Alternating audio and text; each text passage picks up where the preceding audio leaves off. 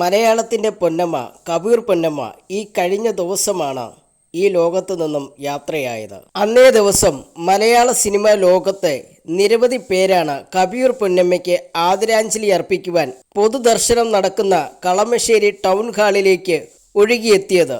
Mohanlal, Mammootty, Siddique, Kunchacko Boban, Manoj K Jayan, Raveendran, സംവിധായകന്മാരായ Ranji Panicker, B Unnikrishnan തുടങ്ങിയ നിരവധി പേരാണ് അവസാനമായി ഒരു നോക്ക് കാണുവാൻ എത്തിയത്.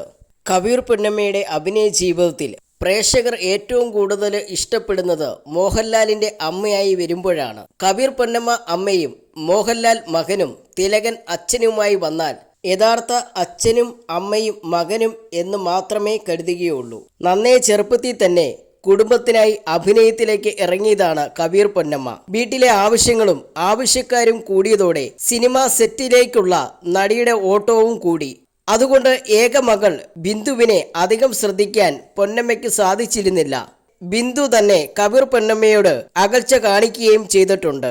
ഈ കാര്യം പൊന്നമ്മ തന്നെ മുമ്പൊരിക്കൽ JB ജംഗ്ഷനിൽ എത്തിയപ്പോൾ തുറന്നു പറഞ്ഞിരുന്നു. മകൾ ബിന്ദുവായി താൻ സംസാരിച്ചുവെന്നും അവൾക്ക് നിങ്ങളോട് ഇപ്പോഴും പിണക്കമുണ്ടെന്നും ഷോയുടെ അവതാരകനായ ജോൺ ബ്രിട്ടാസ് ചോദിച്ചു. പിന്നാലെ അതിൻ്റെ കാരണങ്ങളെക്കുറിച്ച് കബീർ പൊന്നമ്മയും സംസാരിച്ചു. മകൾ അമേരിക്കയിൽ സെറ്റിലാണ്. എൻ്റെ രണ്ടാമത്തെ നാത്തൂൻ്റെ മകൻ തന്നെയാണ് കല്യാണം കഴിച്ചത്. സ്നേഹം കൊടുത്തിട്ടില്ല എന്ന് മകളുടെ പരാതി. ഒപ്പമുണ്ടായിരുന്ന സമയത്ത് വളരെയധികം സ്നേഹിച്ചിരുന്നു. എല്ലാവർക്കും ഭക്ഷണം കഴിക്കണമെങ്കിൽ ഞാൻ ജോലിക്ക് പോകണമായിരുന്നു. കുട്ടിയായിരുന്നപ്പോൾ അറിയില്ലെന്ന് വെക്കാം.